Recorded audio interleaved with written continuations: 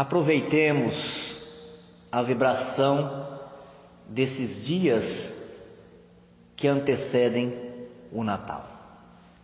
Natal simbólico, Natal trazendo-nos Jesus de volta na manjedoura humilde dos nossos corações, para que Ele possa crescer como uma criança saudável, simples e pura, expandindo as suas potencialidades, enxergando a vida com muito entusiasmo, com muita alegria e gratidão, porque em todos os lances, em todos os instantes, somos convidados a aprender e transformar essa riqueza das aquisições em valores colaborativos com Deus, o nosso Pai, o nosso Criador, para transformar as nossas realidades, os nossos ambientes, através do pensamento,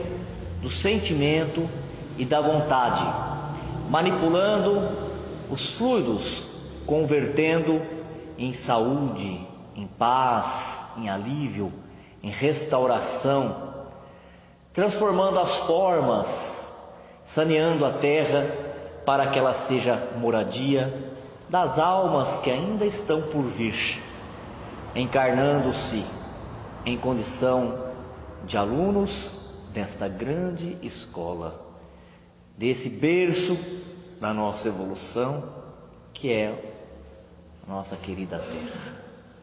Então, neste momento em que os dois mundos, o mundo espiritual e o mundo físico, fica mais introspectivo, reflexivo, analisando a missão gloriosa de Jesus, que veio das esferas mais altas para nos trazer um padrão de conduta, uma mentalidade divina superior, a qual todos nós buscaremos imitar para nos integrar na família universal. Nós queremos que essas energias possam tomar conta de todo este ambiente e no decorrer desse estudo que consigamos nos elevar cada vez mais, entrando em sintonia, em conexão com todos aqueles que estão nesta onda de aproveitar o tempo, de estar sempre de forma positiva, enchendo os corações de esperança, de otimismo, na fé, nas leis sábias e imutáveis que nos levam a cada dia melhor. Pedimos a Jesus, o sol maior das nossas vidas, que envie as suas irradiações a refazer-nos, a curar o espírito, refletindo em todas as células essa potencialidade capaz de regenerar os tecidos, de substituir as células doentes por células saudáveis, reparando todos os tecidos, desde o mais sutil, lá da mente, do perispírito, até mesmo os tecidos que formam os órgãos, equilibrando, iluminando o sistema nervoso, as glândulas, todas as províncias celulares. E que nós possamos, nesse clima de festividade cristã, irradiar caridade para que os espíritos que nos cercam, os superiores, tenham condição de nos transferir os seus bons pensamentos, as suas orientações, as advertências, e as entidades ainda ligadas à materialidade recebam esse influxo e consigam despertar as consciências, desprender daquilo que já não mais colabora com o seu bem-estar, com o seu progresso, e possam então enxergar os espíritos benfeitores, nossos amigos, nossos irmãos, aqueles que representam a misericórdia do Pai, que a ninguém desampara, e serem levados, transportados para mundos mais felizes, livres de todas as dores e de todas as misérias. Deus nos abençoe, nos ilumine e nos ampare em mais essa noite. Boa noite a todos. Nós estamos continuando o estudo do livro 3, o estudo aprofundado da doutrina espírita, ensinos e parábolas de Jesus. Nós terminamos aquela série de parábolas de Jesus. Agora nós vamos começar o módulo 4, que vai trazer algumas curas que Jesus realizou. O módulo 4 ele é intitulado como Aprendendo com as Curas. E no roteiro 1, a primeira exemplificação da cura de Jesus é a cura da mulher que sangrava. E é um momento espetacular, né? Maravilhoso, porque ele diz que tinha uma mulher que há 12 anos ela sangrava sem parar. Ela já estava com uma hemorragia crônica. E ela já havia procurado todos os recursos da época. Ela já tinha se consultado com todos os médicos. E não tinha conseguido êxito nenhum. Ao contrário de conseguir a cura, ela tinha gastado tudo que ela tinha de recurso financeiro. E até mesmo que ela não podia se desfazer, ela tinha se desfeito. E quando ela vê, e a gente falando, a gente vê também essa cena, né? Parece que a gente se transporta para aquele lugar. Aquela multidão cercando Jesus, acotovelando, apertando, porque intuitivamente, inconscientemente, nós sabemos quem pode nos fazer bem. Nós sabemos onde nós podemos encontrar os valores da nossa alma, né? A cura para o nosso espírito e a cura para o corpo físico. Porque nós falamos que nós somos o espírito, mas quando nós estamos integrados ao corpo, o corpo é um santuário do espírito, é um veículo do espírito, nós não conseguimos dissociar, separar dele. Quando a gente está encarnado, a gente é uma tríade, né? É o espírito, é o perispírito e é o corpo físico. E uma via de mão dupla, porque aquilo que vem do espírito qualifica o corpo ou desajusta o corpo, mas aquilo que nós fazemos também com o corpo, ele irrita, ele causa desarmonia, ele causa desconforto, porque o espírito sente.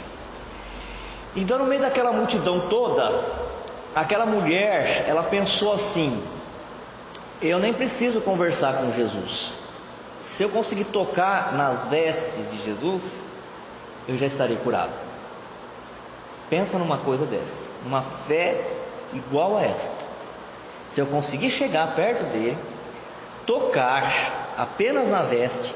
Jesus, como ele era um nazareno, um judeu nazareno, ele usava uma túnica branca e uma borda azulada, um bordado. O bordado azulado era para eles lembrarem do mandamento. É aquela ligação que tem, né? Aquele elo entre o antigo mandamento e o novo mandamento. O antigo mandamento, a advertência, né? O ensinamento de Deus único, a advertência das coisas que não se pode fazer. E o novo, né? A nova aliança é do amor, a do perdão, da singeleza, da leveza da alma, da qual vem ensinar Jesus. E no meio daquela multidão, Jesus sente, ele percebe a força atrativa daquela mulher, que desprendeu dele fluido, porque não dava para ele ter visto a aproximação dela, porque todo mundo buscava colocar a mão nele, apertar. Então ele olha para os discípulos e fala: quem me tocou? E os discípulos, alguns apóstolos ali, acharam a pergunta muito estranha. Como é que no meio de uma multidão alguém poderia saber quem tocou? Todo mundo. Quem tocou? Todo mundo encostou em Jesus. Com o cotovelo, com a mão, com o corpo, esbarrou. Todo mundo tocou. Aí ele fala: não, alguém me tocou.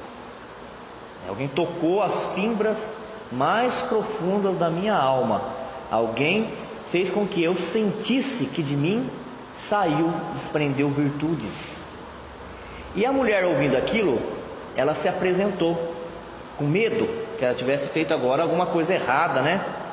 alguma coisa que tivesse sido invasiva, ousada, que tivesse ultrapassado os limites da onde ela podia ter chegado, e com vergonha porque a mulher também ela tinha uma posição muito inferiorizada, ela não podia se colocar publicamente.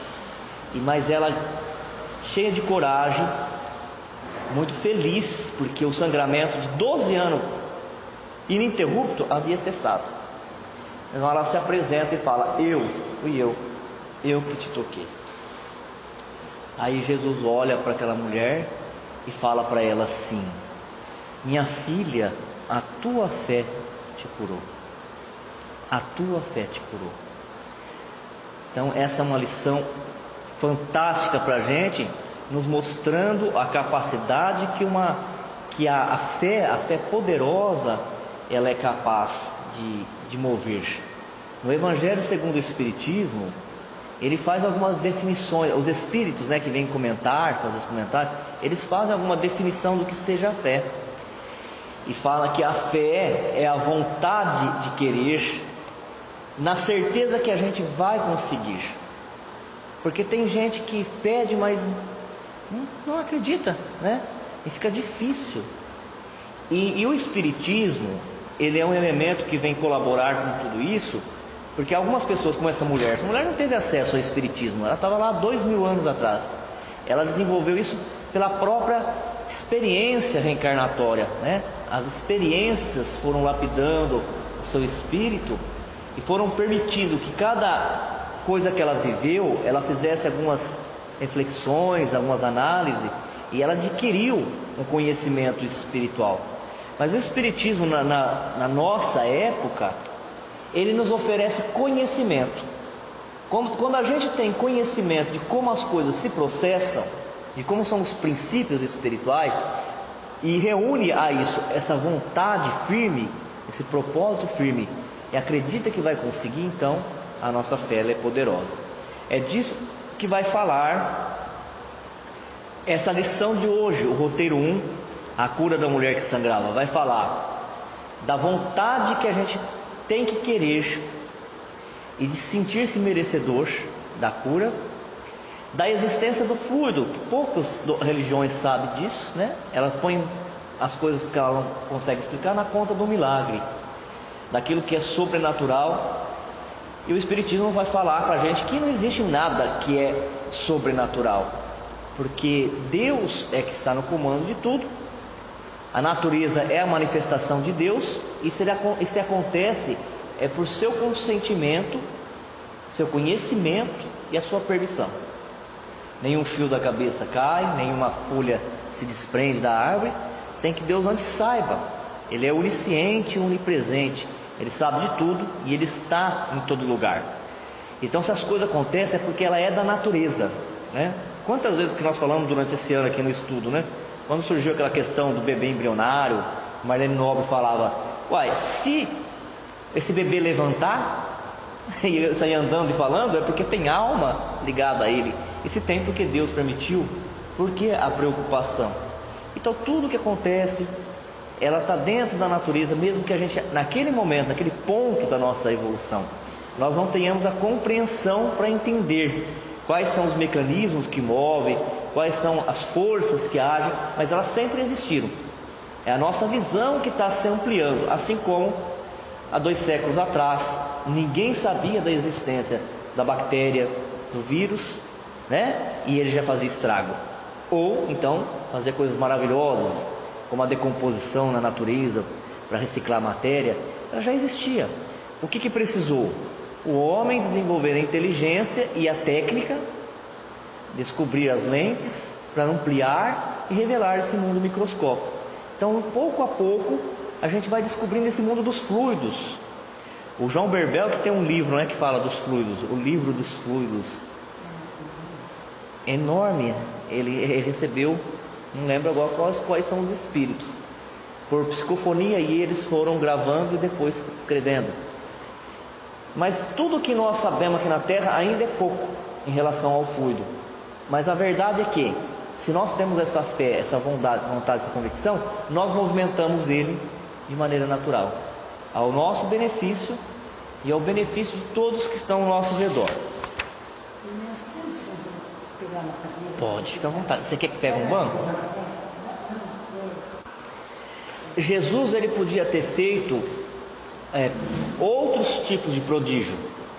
Ele podia ter feito fenômenos espetaculares. Quantas vezes que as crendices populares nos trazem aos ouvidos, às vezes acontece, às vezes não acontece, a pessoa fala: eu fui num terreiro e as facas saíram voando sozinha e foram lançadas numa tábua, como se fosse um faquir jogando a tábua. O médium incorporado com o seu guia espiritual, lá em outra doutrina que não seja nossa, ele, para provar que estava sobre a manifestação de entidade, arrebentou um monte de garrafa, quebrou, fez cacos, rolou em cima dela e andou sem ter se machucado, sem ter sangrado. Isso acontece mesmo. Ou mesmo no movimento espírita, quantos médios com possibilidades de fenômenos de efeito físico, ao dar passe, não cai pétalas de flores, não cai rosas, botões, né? Acontece isso sim. Também as tidas materialização de espírito. Jesus podia ter feito, e fez muita coisa. Ele andou sobre as águas, transformou a água em vinho, numa manifestação de afeto, de carinho, de cuidado com as famílias. Levantou, o Lázaro, que já estava morto. Ele podia ter seguido nesta linha, mas a missão essencial de Jesus era o ensinamento. Porque a cura do corpo físico, se ela não vem junto com a mudança moral, a mudança de espírito, daqui a pouco o espírito enfermo, ele adoece de novo o corpo. Então, lógico que a gente tem que querer tudo, né? A gente tem que querer todo o tipo de harmonia. Mas o trabalho de Jesus, que ia passar pela terra, ia embora, ele tinha que deixar uma mensagem de eternidade. E essa mensagem é o Evangelho.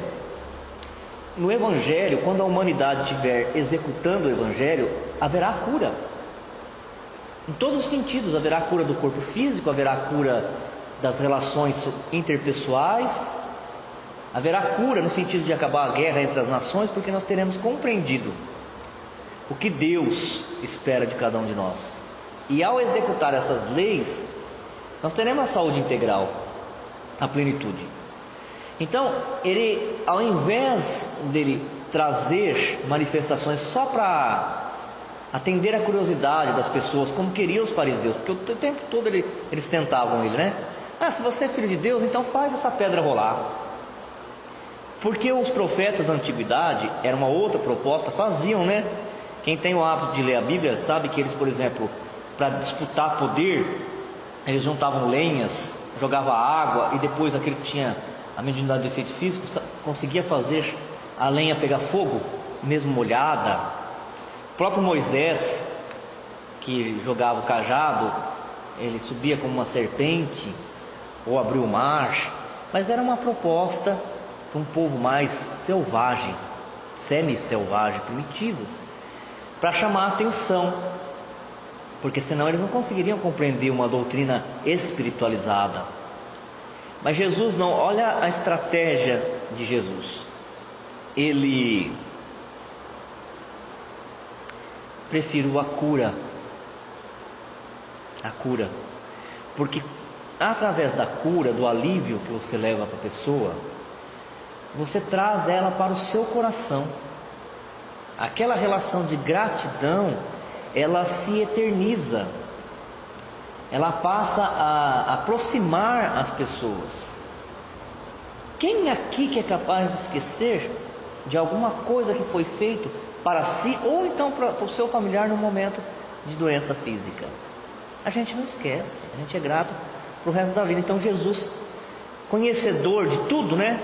Também ele optou por isso, usar o seu dom, as suas forças para levar alívio, levar a cura espiritual. E aí ele conseguiu deixar a grande lição que o verdadeiro poder, ele está naquele que faz o bem. Seja os encarnados, ou seja os desencarnados, quando eles estão afastados do bem, eles são barulhentos. E eles querem demonstrar poder pela ameaça, né? Pela acusação, pela força física. Mas naquilo que diz respeito à imortalidade, a ser mais duradouro, a força está sempre em quem faz o bem. Esses dias eu estava ouvindo a conversa de dois advogados, e eles falavam assim, consultando uma decisão do Tribunal de Justiça. Eles olharam na caixa de e-mail e um falou para o outro: nossa, mas como que as coisas estão vindo rápida? Antigamente acontecia alguma coisa, demorava anos. Às vezes a pessoa que estava envolvida no julgamento ou numa ação judicial, ela morria sem ver o resultado disso. Agora vem rápido, em poucas semanas. E é o que nós estamos percebendo também na questão da lei de causa e efeito. Antes a gente fazia uma coisa certa, e às vezes na outra encarnação a gente ia perceber as consequências. Acompanha, então, né? Acompanha o progresso físico e espiritual. E quando a gente fazia uma coisa errada, a gente esquecia na existência. Às vezes ia acontecer uma consequência daquilo no final da existência ou na outra encarnação, e a gente não conseguia ver a relação das duas pontas, daquilo que nós fizemos, da ação e da reação. Hoje o período encurtou, você faz, daqui a pouquinho você já está percebendo, tanto para o bem quanto para o mal. E isso já é a característica dessa finalização de ciclo. E tem muita gente que está esperando acontecer coisas fabulosas, espetaculares, e nós vamos descobrir que nós já estamos no meio dela, né? Caso quase acabando já. Então, esse foi o propósito de Jesus, trazer esse ensinamento para que a gente soubesse usar esse ciclo de aprendizado, para a gente continuar sendo merecedor de encarnar-se na Terra, porque o que virá são coisas espetaculares que permitirão que o desenvolvimento seja mais rápido a partir daí. Então, a cura verdadeira é o poder de quem faz o bem. E Jesus optou por ela, porque através disso, quando a gente dá um passe, quando a gente visita alguém, quando a gente fala uma palavra consoladora, a gente passa a ser útil e não somente a satisfazer as curiosidades. Quando a gente usa a mediunidade ou o conhecimento das coisas espirituais só para agradar, só para entreter,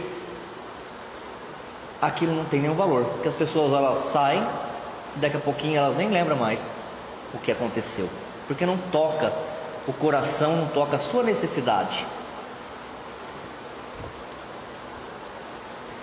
Então o que aconteceu naquele momento em que a mulher hemorrágica, que há 12 anos sangrava sem parar, ininterruptamente? Dá para pensar numa coisa dessa? Aquela mulher que já estava com uma doença crônica.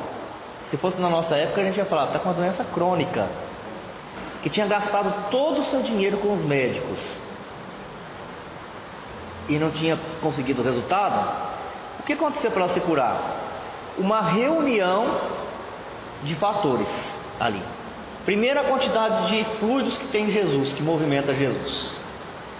Imagina a quantidade de energia, de fluidos que Jesus consegue movimentar.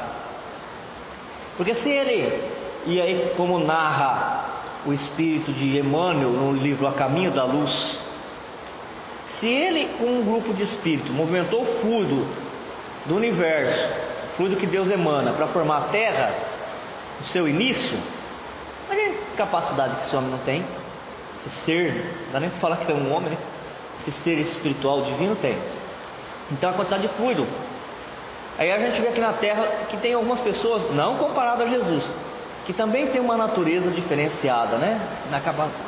Na condição de ter fluidos para movimentar e curar.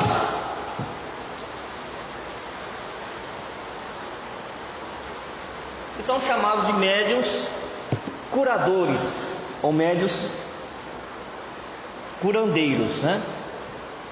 Um médium desse, ele transfere fluido, precisaria às vezes muita gente junta, reunida, para doar. E aí então, o fato dele transferir aquele fluido, aquele influxo, e expulsar a energia malsã, faz a célula se alimentar daquele fluido novo, renovador, e a pessoa, ela se cura. Agora, o que acontece aqui? Às vezes a gente vê em trabalhos de cura a magnetização. Quando a pessoa doa da própria energia dela, né? Ela vai magnetizando o corpo do paciente. Quer dizer que ela está movimentando pela sua vontade, ela está movimentando a sua própria energia, sua energia nervosa, sua energia anímica. Ou então, quando é o passe misto, a espiritualidade traz energia espiritual, assomada à energia do médium, ele pode impor a mão, fazer imposição de mão e a pessoa se cura. Mas neste caso da mulher que tinha hemorragia, Jesus não movimentou a sua vontade de doar para ela. Foi uma irradiação natural. E nós estamos aqui agora, nós estamos irradiando.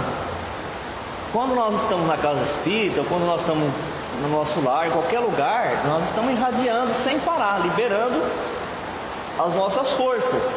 E era o que Jesus estava fazendo ali. Ele estava irradiando com naturalidade as ondas que vinham da fonte da sua alma. O que então ficou bem acentuado, e a gente vai ver depois outros tipos de cura, cada um teve um aspecto diferente. O que é mais forte aqui é a vontade dela.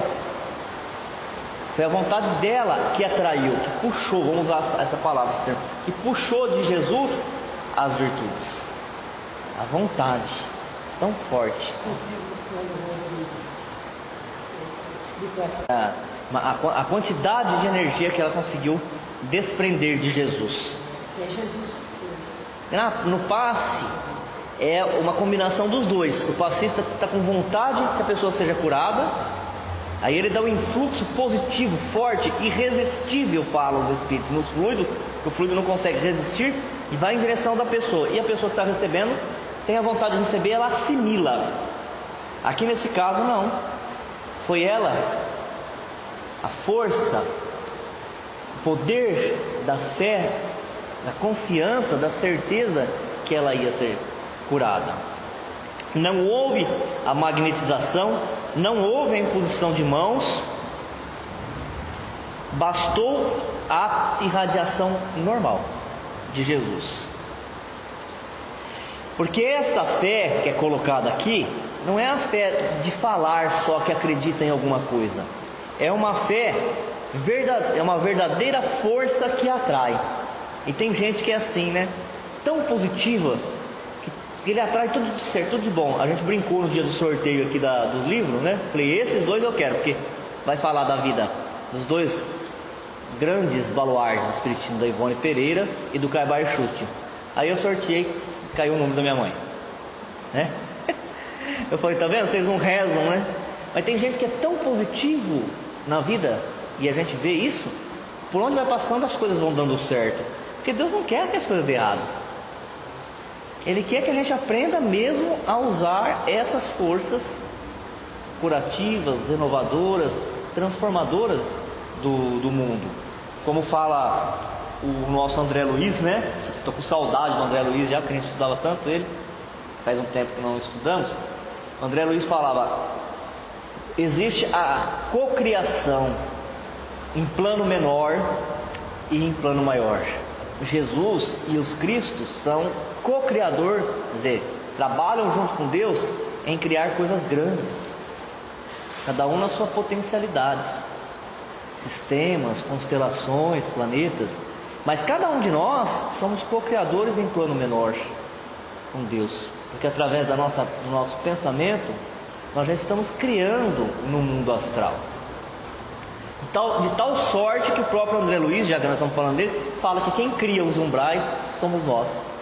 O umbral é o espelho dos nossos pensamentos desajustados. O encarnado, ele alimenta, junto com o desencarnado, que está naquelas zonas mais trevosas, aquele ambiente, porque o fluido que sai de Deus, ele nunca é mal. Ele não é bom nem ruim, ele é fluido. Mas ele guarda, ele espelha a mente daqueles que estão próximos dele.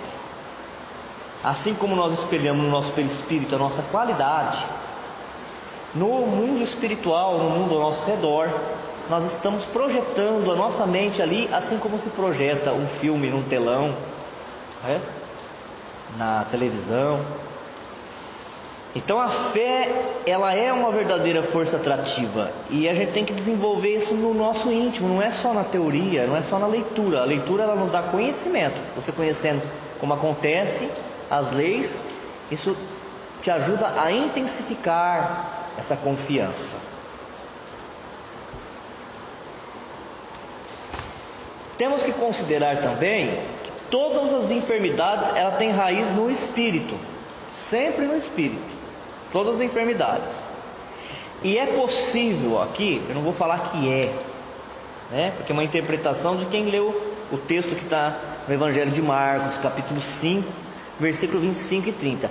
Mas na interpretação de quem o faz aqui, essa mulher poderia estar sofrendo um processo de vampirização.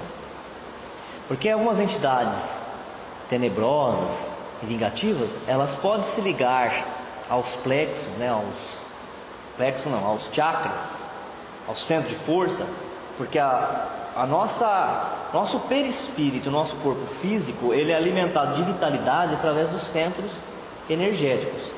Então, quando uma entidade, uma legião de entidade, pela invigilância da gente, pela baixeza das vibrações, ela adentra esse campo nosso de radiação, ela consegue adentrar e ela obscurece esse centro de força, então deixa de colher a vitalidade. Quando é um problema espiritual, porque há o problema só físico. Mas segundo aqui a espiritualidade nos narra, se pegarmos todas as doenças existentes, a quantidade daquelas que só são de origem física, ela é muito pequenininha. Seria aquelas epidemias, aquelas invasões de bactérias, aquelas epidemias que todo mundo que está encarnado está sujeito a estar. Está todo mundo com gripe, gripado, fica todo mundo gripado. É isso? Se tem um verme na água contaminado, todo mundo fica com verme. Então, se for fazer um levantamento das doenças, a quantidade das que são físicas, elas são muito pequenininhas. A maioria, todas elas têm origem na parte espiritual. Então foi possível que naquele momento que a mulher se elevou, ela se desprendeu de mágoas, de rancor, de ódio, ela se apresentou com o coração limpo e ela conseguiu, pelo poder da fé, buscar um fluido, uma energia qualificada de Jesus, mais pura. Ela tenha conseguido afastar as entidades que estavam com ela, prejudicando. E aí então o corpo eletromagnético, que é o corpo perispiritual, assimilar do celeiro do universo o prana, a energia, para alimentar o seu corpo, e ela se curou imediatamente. A doença sempre constitui fantasma temível no campo humano, qual se a carne fosse tocada de maldições. Entretanto, podemos afiançar que o número de enfermidades essencialmente orgânicas, sem interferências psíquicas, é positivamente diminuto. A maioria das moléstias procede da alma, das profundezas do ser. Quantas enfermidades pomposamente batizadas pela ciência médica não passa de estados vibratórios da mente em desequilíbrio? Qualquer desarmonia interior atacará naturalmente o organismo em sua zona vulnerável. A pessoa fica com raiva ou irritada, daqui a pouquinho ela vai sentir dor no fígado, não é? Ou então uma cefaleia, uma dor de cabeça. Por quê? Vai repercutir na sua região mais vulnerável, mais frágil. Um experimentar-lhe há os efeitos no fígado, outro nos rins e ainda outro no próprio sangue. Em tese, todas as manifestações mórbidas se reduzem a desequilíbrio esse cuja causa repousa no mundo mental. A cura jamais chegará sem o reajustamento íntimo necessário, e quem deseja melhoras positivas na senda de elevação, aplique o conselho de Tiago: confessai as vossas culpas uns aos outros e orai um pelos outros, para que sareis. Tiago, capítulo 5, versículo 16. Nele possuímos remédio salutar, para que saremos na qualidade de enfermos encarnados ou desencarnados. O importante não é apenas a restauração da saúde do paciente em termos físicos, o que muitos podem operar pelo magnetismo. O segredo das curas conduzidas por Jesus era o fim a que visavam: reestruturação moral da alma, fortificando-a e preparando-a para os embates da edificação espiritual, agora sob novas bases, com a estrutura orgânica sadia. Então, muitas vezes nós, pela falta de compreensão, de conhecimento espiritual, nós agimos em algumas encarnações de tal forma que nós prejudicamos o nosso corpo físico. Então, por isso que a humanidade ainda está atacada das moléstias e das enfermidades, porque aquilo que está na nossa mente, ela vem repercutir no corpo físico, para que, experimentando no corpo físico, nós façamos a modificação do nosso padrão mental. É uma via de mão dupla. Muitas vezes, por isso que fala o Evangelho, né? Que um dia que a gente entender isso, a gente vai aprender a abençoar a enfermidade. Não no sentido de querer ficar doente, mas no sentido de saber que ela tem um propósito de nos trazer no futuro uma paz, uma felicidade que ainda nós não experimentamos. Porque nós só poderemos experimentar essa paz, essa felicidade, quando nós estivermos devidamente integrado às coisas divinas, às coisas de Deus. Então, por isso que Jesus não curou todos. Era necessário que a própria vida da pessoa fosse uma terapia.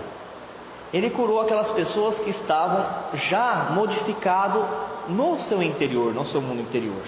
Ou então, como alguns gostam de dizer, já estavam no final do karma. Entendendo o karma como somatório de tudo que nós fazemos, nós geramos uma economia espiritual, que pode ser positiva, um saldo positivo ou um saldo negativo. Então, se é o saldo negativo, houve o pagamento daquele débito, o resgate, e aí então basta movimentar uma quantidade de fluidos através do passe, através da oração ou da presença dos Espíritos, porque eles vêm nos visitar em qualquer lugar que nós estaremos curados. Em contrapartida, se houver só a magnetização, se a gente investir só na magnetização, vamos imaginar as casas espíritas todas, elas parassem de trazer o ensinamento, parassem de trazer a orientação, a conversa com as pessoas, e só se dedicasse ao trabalho de paz, não estaria colaborando com nada com a humanidade. Por quê? Curava a parte física, a pessoa voltava ao estilo de vida dela, porque ela não sabe se está certo ou está errado, ela acha que está normal, né? Porque às vezes a pessoa acha que está passando por uma doença, porque alguém fez um mal, é todos os outros, né? Alguém castigou, alguém fez macumba, qualquer coisa desse jeito. Sempre assim o outro. E ia continuar no estilo de vida que estava, quer dizer, gerando de novo desarmonia íntima, desajuste na casa mental, a ser transportado para o corpo físico.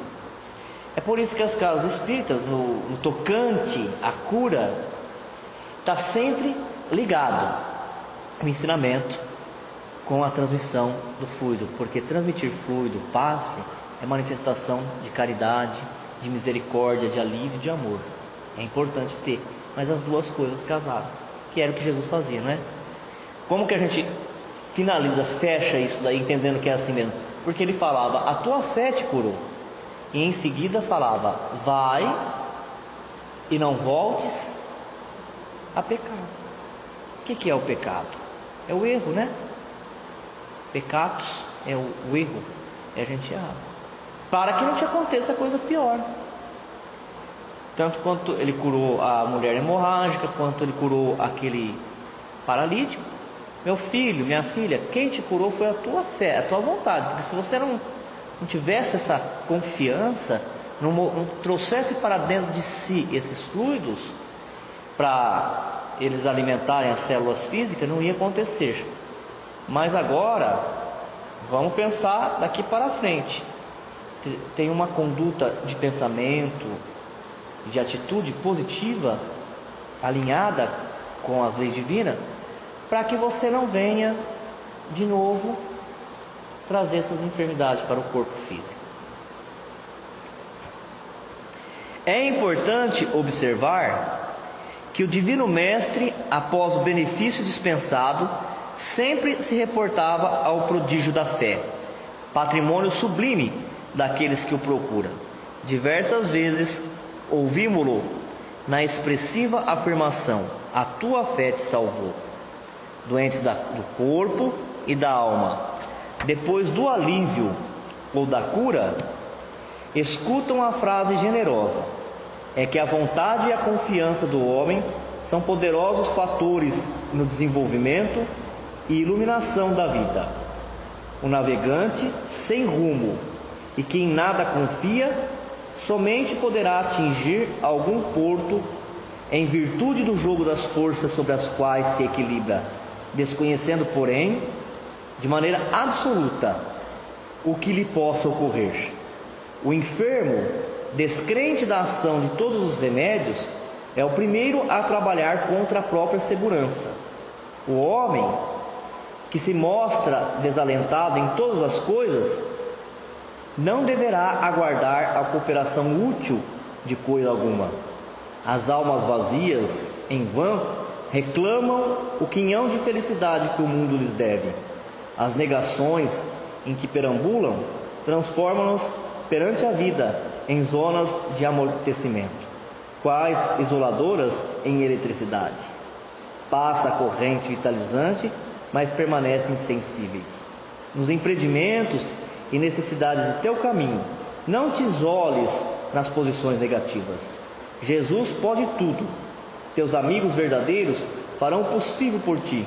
Contudo, nem o mestre, nem os companheiros realizarão em sentido integral a felicidade que ambicionas, sem o concurso de tua fé, porque também tu és filho do mesmo Deus, com as mesmas possibilidades de elevação.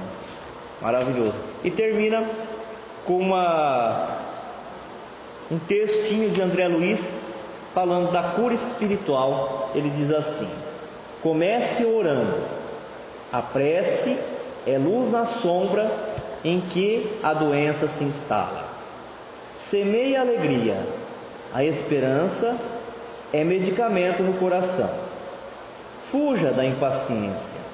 Toda irritação é desastre magnético de consequências imprevisíveis. Guarde confiança. A dúvida deita raios de morte. Não critique. A censura é choque nos agentes da afinidade. Conserve brandura. A palavra agressiva prende o trabalho na estaca zero. Não se escandalize. O corpo de quem sofre é objeto sagrado. Ajude espontaneamente para o bem. Simpatia é cooperação. Não cultive desafetos. Aversão é calamidade vibratória. Interprete o doente qual se fosse você mesmo. Toda a cura espiritual lança raízes sobre a força do amor. Quem quiser ler mais texto nesse sentido, ele está no livro O Espírito da Verdade. Foi psicografada pelo Chico junto com o Valdo Vieira, né? E quem vai escrever aí são diversos espíritos. Cada capítulo é um espírito diferente. Então ele está escrito, o nome do livro é O Espírito da Verdade, Rio de Janeiro, a editora FEB. Não todo esse texto que nós estudamos aqui, é esse texto